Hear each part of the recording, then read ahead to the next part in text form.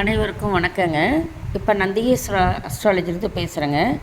நிறைய பேருங்க எனக்கு ஃபோன் பண்ணி நட்சத்திர சாரம்னா என்னங்க மேடம், அது எப்படி வரும் என்ன அப்படின்னு கேட்டாங்க. இப்போ வந்துங்க ஒரு கிரகத்தில் வந்து அஸ்வினி அப்படின்னு நட்சத்திரம் வந்ததுன்னா அது கேது பகவானுடைய நட்சத்திரங்க. எது கேது பகவானுடைய நட்சத்திரம்னா அஸ்வினி மகம் மூலம், இது வந்து கேது நட்சத்திரங்கள். அப்போ இந்த கேது சாரம்னா இந்த அஸ்வினி வந்திருக்கும், மகம் வந்திருக்கும், மூலம் வந்திருக்கும். இதுதான் சாரங்க. கேது சாரம் வாங்கியிருக்கு. அப்போது சூரியன்னா ஒரு ஜாதகத்தில் தந்தை. அந்த தந்தையார் வந்துங்க அந்த சூரிய கிரகம் வந்து அஸ்வினி நட்சத்திரத்துலேயோ மகத்துலேயோ மூலத்துலேயோ இருந்தாருன்னா கேது சாரம் வாங்கியிருக்குன்னு அர்த்தங்க. அப்போ கேது நட்சத்திரங்கள் 3: அஸ்வினி, மகம், மூலம். அது கேது வந்துங்க கேது தசா அப்படின்னு 7 வருடங்கள் இருக்குங்க. அதான் பாருங்கள், கிரகத்தினுடைய தசா காலங்கள் குறிச்சிருக்கேன் 7 வருடங்கள். கேதுக்கு வந்துங்க 7 வருடங்கள். தசா காலம்னு கூடாத விட்டுட்டேங்க, சாரிங்க, எழுதிக்கலாங்க. கேதுவுக்கு வந்து தசா காலங்குது,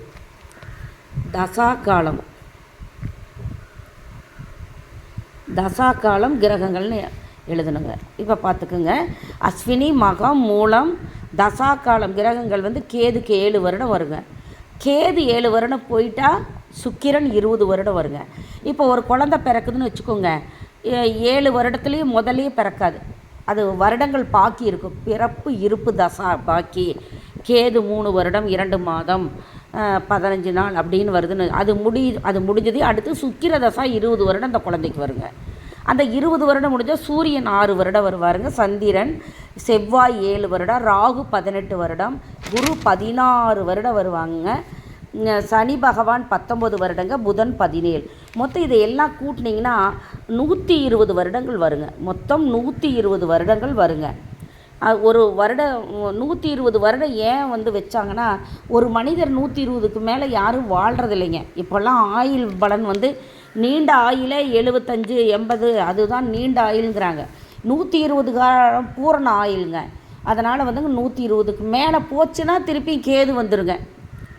அது வந்து அந்த மகான்கள் தான் அப்படி இருக்க முடியுங்க.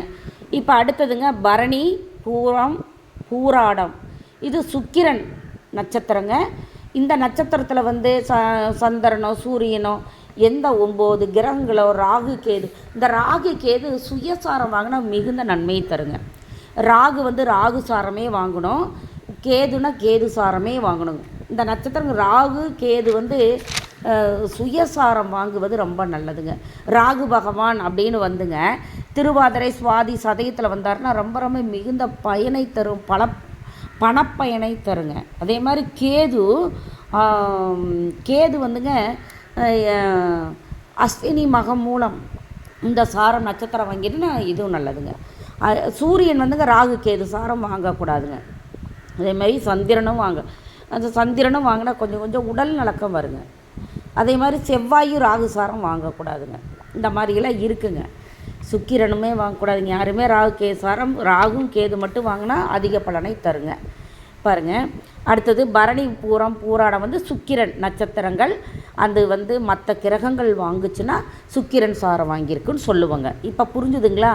நிறைய பேர் சாரம்னு சொல்கிறீங்களே ஜோதிடத்தில், எங்களுக்கு வந்து ஆன்லைன் ஜோதிடத்தில் நீங்கள் வந்து சாரம் வாங்கியிருக்குன்னு சொல்கிறீங்க. சூரியன் வந்து ராகு கேது சாரம் வாங்கக்கூடாது, கஷ்டம். லக்னாதிபதி வந்து ராகு கேது சாரம் வாங்கக்கூடாதுங்கிறீங்க, இது எப்படிங்க மேடம் தெரிஞ்சுக்கிறது அப்படின்னு அடிக்கடி எனக்கு ஃபோன் பண்ணியே கேட்டாங்க.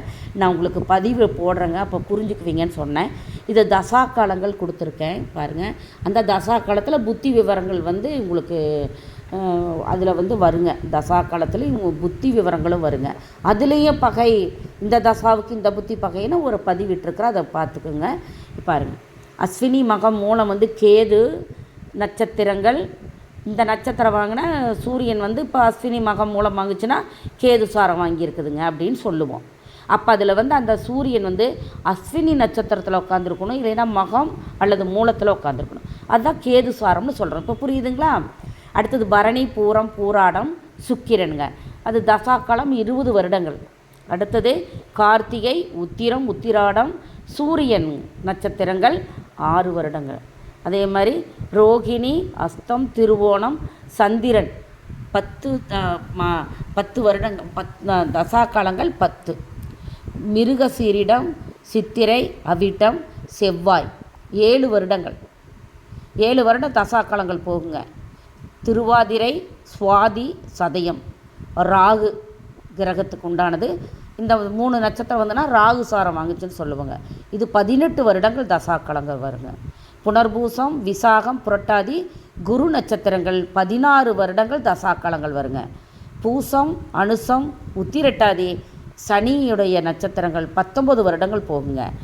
ஆயில்யம், கேட்டை, ரேவதி, புதன் நட்சத்திரங்கள் 17 வருடங்கள். இப்போ இந்த நட்சத்திரங்கள் 9மே கூட்டினீங்கன்னா 120 வருடம் வருங்க. இது நட்சத்திர சாரம், அதுக்குண்டான கிரகமும் வருடங்களும் குறிச்சிருக்கேன். இது தெளிவுபடுத்திக்கங்க, நோட் பண்ணி வச்சுக்கோங்க. நட்சத்திர சாரம்ங்கிறது இது தாங்க. நன்றி, சுபம், வணக்கம். ஆன்லைன் ஜோதிடமும் பார்க்குறேங்க. நன்றி, வணக்கம்.